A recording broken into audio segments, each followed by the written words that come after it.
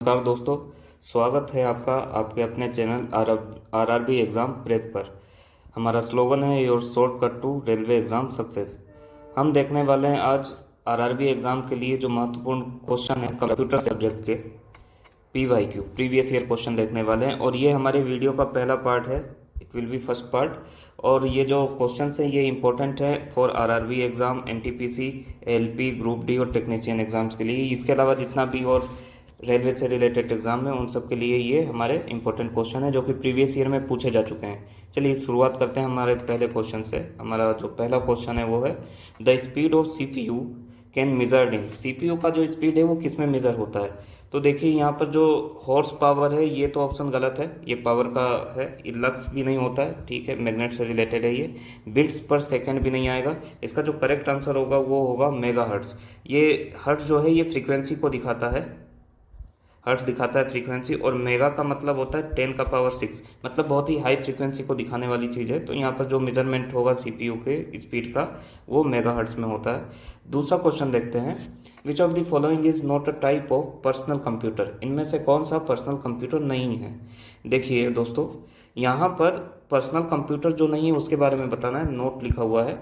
देखिए डेस्कटॉप जो होता है ये हमारा पर्सनल कंप्यूटर होता है, ठीक है, ये हमारा पर्सनल कंप्यूटर है क्योंकि डेस्कटॉप को हम पर्सनल कंप्यूटर के जैसे यूज़ करते हैं घरों में। इसके बाद आता है palm top computer. Palm top computer एक छोटा सा कंप्यूटर होता है जिसको आप अपनी हथेली पर रखकर चला सकते हैं। लैपटॉप आप सभी जानते हैं ये भी पर्सनल कंप्यूटर के जैसे यूज़ होता है। मेन फ्रेम कंप्यूटर ये एक सेंट्रल कंप्यूटर होता है। जो मेन फ्रेम कंप्यूटर है it is a central computer, और इस कंप्यूटर का यूज़ किया जाता है बहुत सारे दूसरे कंप्यूटर्स को आपस में कनेक्ट करने के लिए। तो यहाँ पर जो मेन फ्रेम कंप्यूटर है ये पर्सनल कंप्यूटर का कंप्यूटर नहीं है। तो करेक्ट आंसर हमारा हो जाएगा ऑप्शन नंबर बी। तीसरा क्वेश्चन देखते हैं दोस्तों, from the following option identify the name of user interface element that is found on the desktop as a small blinking symbol और एन एरो। मतलब क्या है, कुल मिलाकर एक छोटा सा ब्लिंक करता हुआ सिंबल दिखाई दे हमें, ठीक है, डेस्कटॉप पर, या फिर एक एरो दिखाई दे। तो एरो का मतलब होता है कुछ इस टाइप का। अब बताइए दोस्तों, इस टाइप का जो सिंबल है एरो, इसको क्या कहा जाता है? क्या इसको शॉर्टकट बोलेंगे? नहीं, शॉर्टकट नहीं होता ये। क्या ये टास्क बार होता है? नहीं, टास्क बार कुछ इस टाइप की चीज़ होती है जैसे ये ऊपर यहाँ पर दे रखा है, ठीक है, ये जो दे रखा है ये टास्क बार है। इसके अलावा आप देखोगे आइकन्स, आइकन्स भी नहीं होता है। आप जानते हैं आइकन्स क्या होता है, इसको बोलेंगे कर्सर। तो करेक्ट आंसर हमारा हो जाएगा ऑप्शन नंबर डी। और ये एनटीपीसी का प्रीवियस ईयर क्वेश्चन है 2021 का, सिर्फ सेकेंड का। देखिए अगले क्वेश्चन पर चलते हैं दोस्तों। A computer monitor is also known by the name. Computer monitor को और किस नाम से जाना जाता है? क्या एलईडी से जाना जाता है? नहीं, एलईडी कंप्यूटर मॉनिटर का तो नाम नहीं होता है, ठीक है। सीपीयू देखेंगे अगर तो सेंट्रल प्रोसेसिंग यूनिट होता है, ये भी नहीं होगा। सीसीटीवी कैमरे से रिलेटेड है, ये भी नहीं होगा। वी डू यू ये क्या होता है? विजुअल, ये होता है विजुअल डिस्प्ले यूनिट, ये होगा हमारा विजुअल डिस्प्ले यूनिट। तो कंप्यूटर मॉनिटर का जो दूसरा नाम है वो हो जाएगा visual display unit. Option B हमारा यहाँ पर करेक्ट होगा, ये आंसर है हमारा, ठीक है। अगला क्वेश्चन देखते हैं दोस्तों, विच of the following is the not a part of hardware of the computer.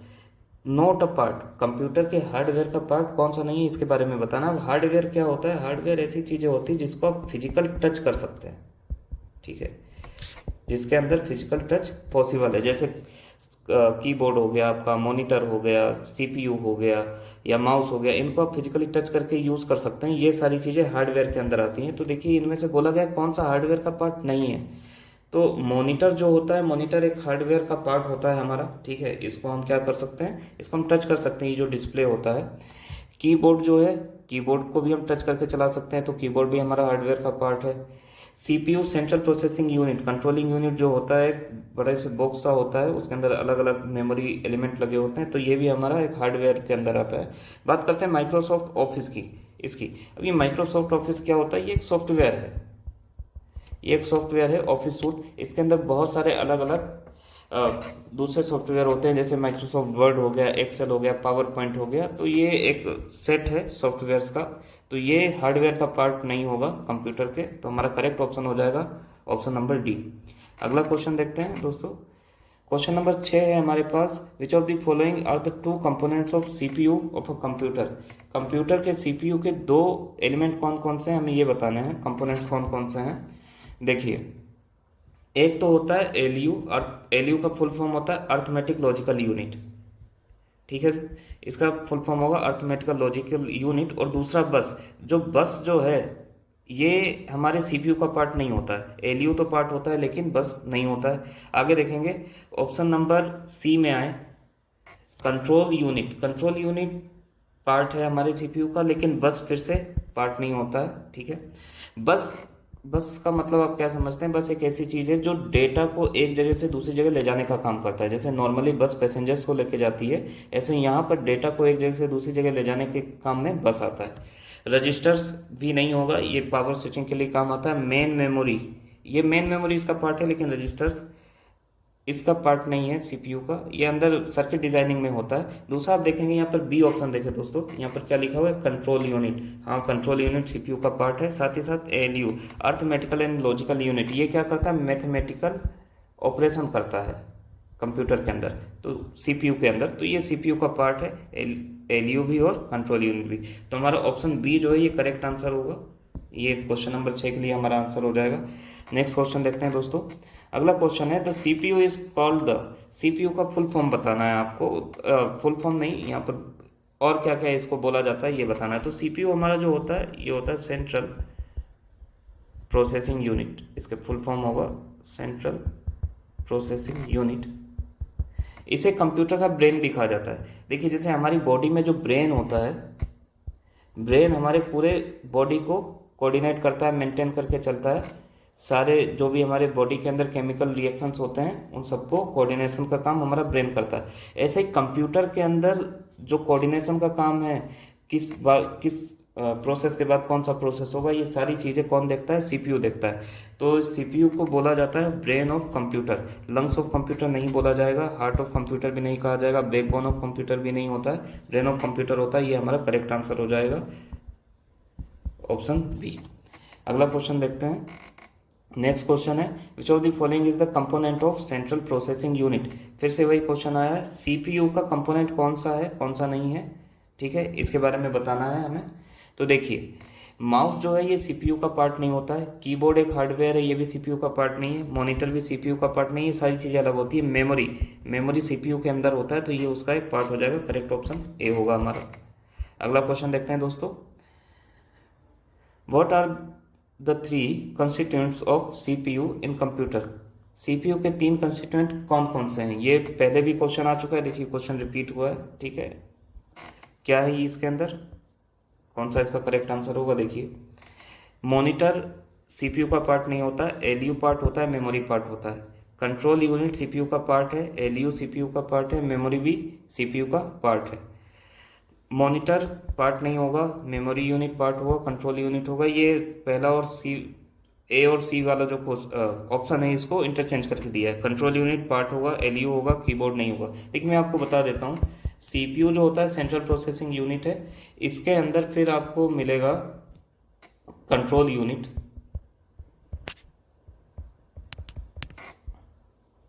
उसके अलावा मेमोरी होता है,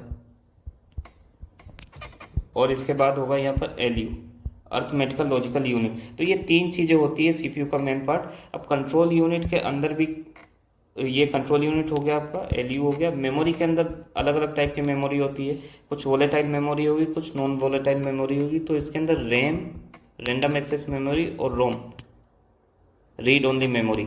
इसके अंदर जो रैम है ये वोलेटाइल मेमोरी है, ये कुछ टाइम के लिए रहता है, टेम्पररी मेमोरी है रैम, जबकि रोम जो है ये परमानेंट मेमोरी होती है।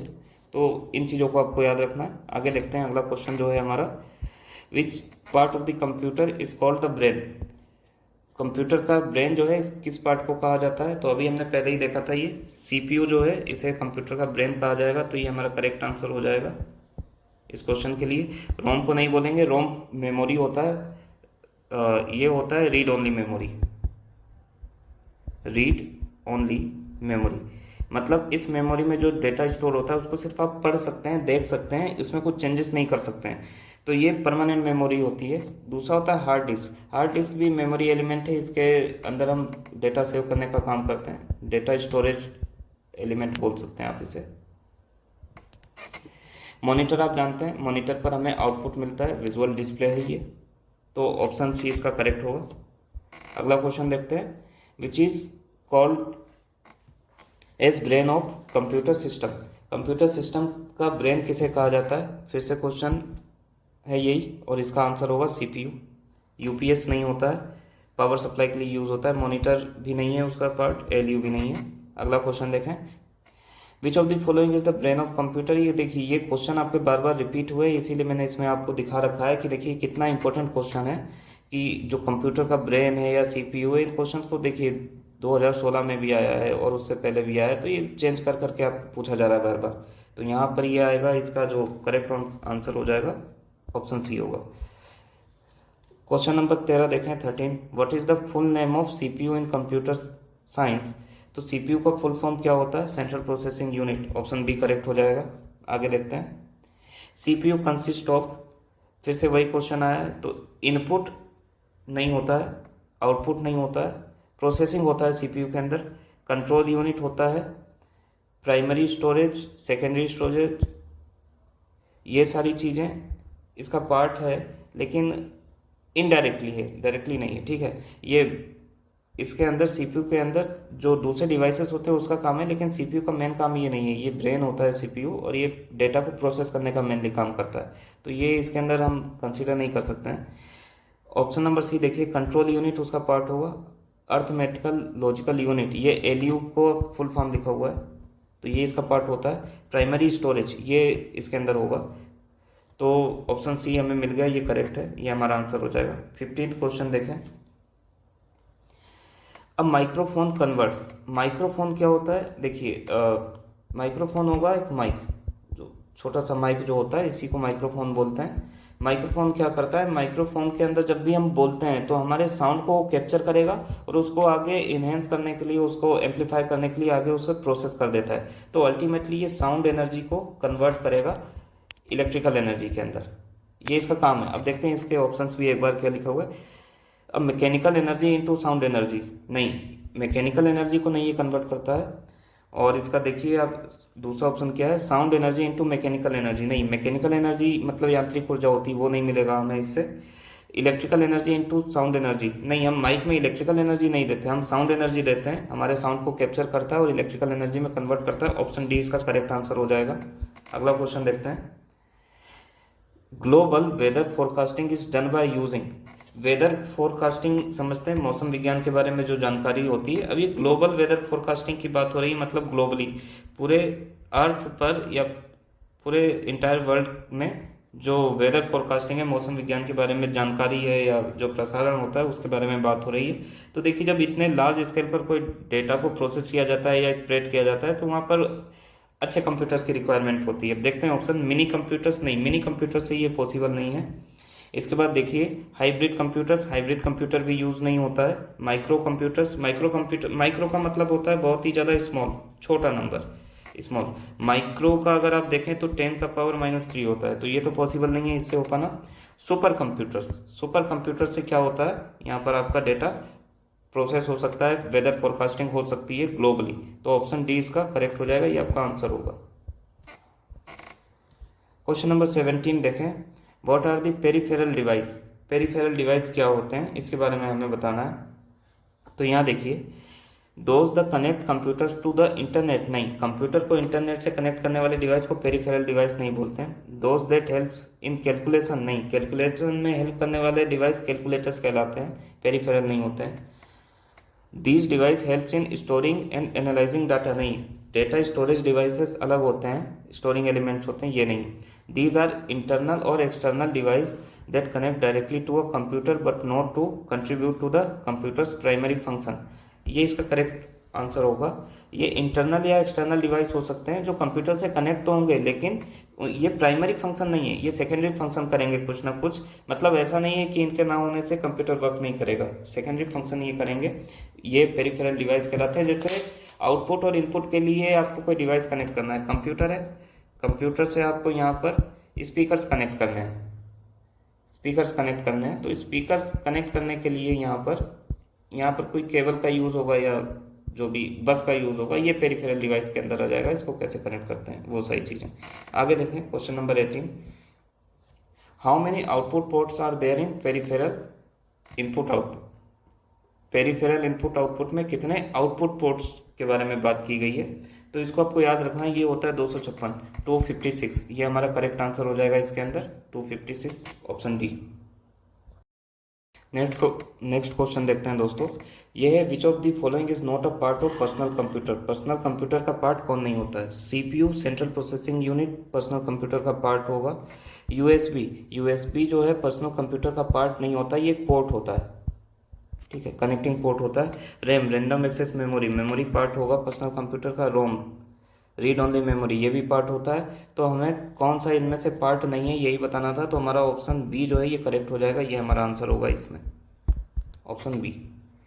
क्वेश्चन नंबर 20 देखिए, वो is considered the father of computer. Computer का फादर किसे कहा जाता है। तो ध्यान रखना है, यहाँ पर जो कंप्यूटर के फादर हैं ये है चार्ल्स बेबेज। आपको डायरेक्टली नाम याद रखना है, चार्ल्स बेकमैन नहीं आएंगे यहाँ पर, जोन्स भी नहीं है, एलन भी नहीं है, चार्ल्स बेबेज हमारा करेक्ट आंसर होगा। आपको ध्यान रखना है, ये बहुत ही ज़्यादा इंपॉर्टेंट क्वेश्चन है, इस पर आप इंपॉर्टेंट टिक करें।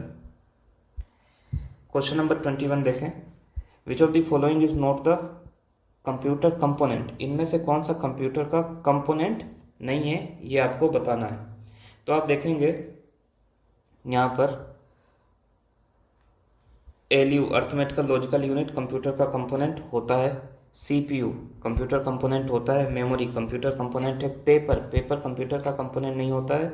तो यहाँ पर हमारा जो करेक्ट आंसर होगा, आंसर हो जाएगा ऑप्शन नंबर डी, क्योंकि यहाँ पर नोट पूछा गया है इसलिए। आगे देखेंगे आप लोग।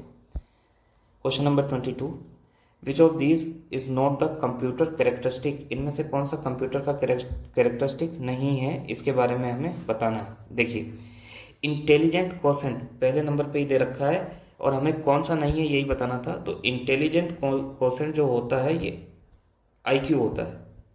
तो कंप्यूटर का काम जो है वो आईक्यू का नहीं होता है, ठीक है।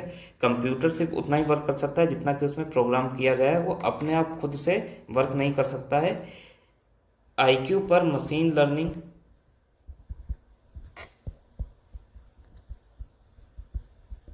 एंड एआई, आर्टिफिशियल इंटेलिजेंस, ये सारी चीज़ें आईक्यू पर बेस्ड है, ना कि इंटेलिजेंट क्वेश्चन पर बेस्ड कंप्यूटर कैरेक्टरिस्टिक। तो कंप्यूटर तो नहीं इस पर वर्क करता है, मशीन लर्निंग और एआई आईक्यू पर वर्क करता है। तो हमें कौन सा वर्क नहीं कर रहा है इसमें, वही बताना था, ये हमारा करेक्ट आंसर हो जाएगा। और भी ऑप्शन देखते हैं। डेटा स्टोरेज, ठीक है, डेटा स्टोरेज कंप्यूटर में वर्क करता है। स्पीड भी होती है कंप्यूटर के अंदर, डेटा प्रोसेसिंग की, एक्यूरेसी पर भी बात होती है, लेकिन इंटेलिजेंट क्वेश्चन जो है हमारा, ये उसका पार्ट नहीं है, किसका, कंप्यूटर का। इसके बाद देखते हैं अगला क्वेश्चन है विच of the following is not a hardware component of a computer. Computer के अंदर हार्डवेयर का जो कंपोनेंट होता है वो कौन सा नहीं है, इसके बारे में बताना है हमें। तो देखिए, हार्डवेयर पहले ही हम बता चुके हैं कि हार्डवेयर क्या होता है, ऐसी चीज़ें जिसको फिजिकली टच किया जा सकता है। The things which can be touch physically are known as hardware. देखिए, कीबोर्ड को टच करके चला सकते हैं, ये हार्डवेयर है। प्रिंटर टच हो सकता है, हार्डवेयर है। माउस को टच करके चलाते हैं, हार्डवेयर है। मेमोरी जो है हमारा, ये हार्डवेयर नहीं है, लेकिन हमें बताना था इनमें से कौन सा हार्डवेयर नहीं है। तो हमारा ऑप्शन बी जो है वो करेक्ट हो जाएगा, ये आंसर है। अगला क्वेश्चन देखिए 24, विच of the following statement is correct about computer. Computer के बारे में कौन सा स्टेटमेंट करेक्ट है ये हमें बताना है। A computer is composed of only software. क्या कंप्यूटर में सिर्फ और सिर्फ सॉफ्टवेयर होते हैं? नहीं, ऐसा नहीं है। कंप्यूटर में सॉफ्टवेयर प्लस हार्डवेयर दोनों होता है। Computer is a combination of software and hardware. तो सिर्फ और सिर्फ सॉफ्टवेयर तो नहीं होता है। A computer can organise all information on its own. क्या अपने आप कंप्यूटर सारी इन्फॉर्मेशन ऑर्गेनाइज कर सकता है? बिल्कुल नहीं, उसे ह्यूमंस की नीड होती है। हम अपने अकॉर्डिंग इन्फॉर्मेशन को ऑर्गेनाइज कर सकते हैं, कंप्यूटर खुद से चीज़ें नहीं कर सकता है। A computer is composed of only hardware. सिर्फ और सिर्फ हार्डवेयर होता है ऐसा भी नहीं है। अभी मैंने आपको